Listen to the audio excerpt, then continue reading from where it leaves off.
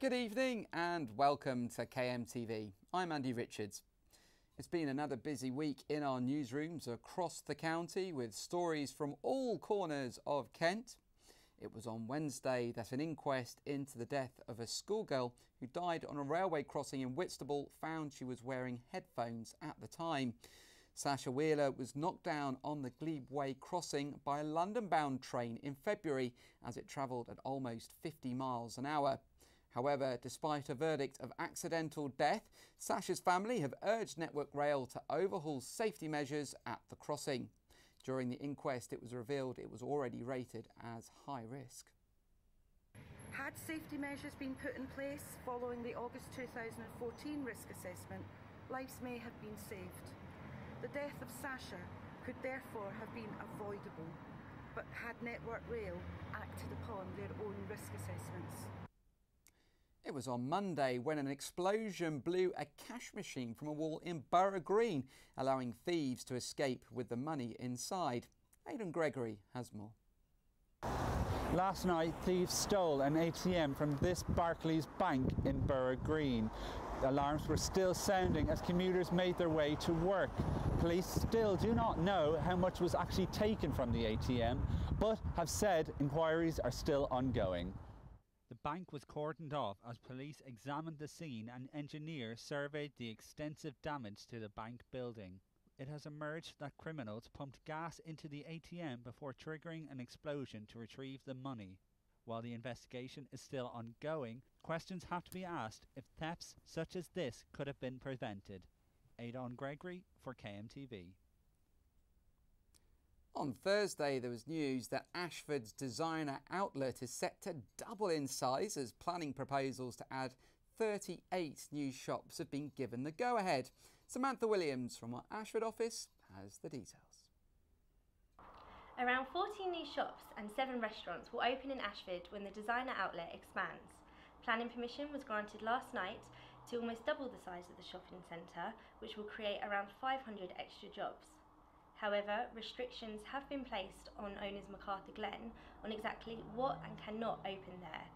Restaurants such as TGI Fridays and Nando's are on the banned list, while retailers such as Gucci and Dior are on the approved list.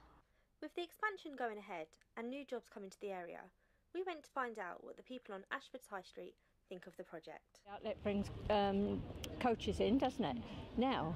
So, I mean, it's going to bring a lot more people. The town, this town centre needs a revamp as well. It seems abandoned, loads of shops closing down. There are lots of us of my age who remember Ashford when it was a very successful town, and we'd like to see it still is to some extent, but we'd like to see that again, I think. It was on Friday when a woman from Rochester launched an appeal to find the paramedic who saved her life to come forward so she can finally say thank you. Here's Aidan Gregory again. Looking at Janet and William Delahaye today, you'd never have guessed the story that has unfolded over the last 12 months. It was last year when Janet Delahaye showed signs of a heart attack, prompting her husband to ring an ambulance for help. Within minutes, a mysterious first responder had rushed to her side, saving her from the terrifying experience. I just come all hot and cold, took the dressing gown off and yelled to my husband. He was already on the phone dialing 999, and paramedic was, well, we reckon he was sitting on the front wall because he was as quick as that. The couple came to KMTV with their appeal in the hopes to find the young paramedic that was there in their hour of need. No, so it would be nice to thank him for what he did because he was so quick, and he appears to be a nice lad. With such remarkable quick thinking and bravery shown by the first responder who attended the scene, all this couple want to do now is thank the mysterious man that saved them. This is Aidan Gregory in Rochester for KMTV. And finally, shoppers at a Lidl store in Ashford were left baffled after they spotted a pony being led down the aisles. Browsing the New Street store on Monday, the owner appeared to be blind and the pony was wearing a fluorescent jacket, the kind usually donned by guide dogs. The pair wandered along the aisles at about 3 o'clock before being thrown out by security staff. One shopper said the incident looked to be little more than a prank. Well, that's all from us. We'll be back again on Monday with all the latest stories from across your county. Don't forget, you can keep up to date by following us on Twitter and Facebook and visiting our website kmtv.co.uk. Have a great weekend. We'll see you soon. Good night.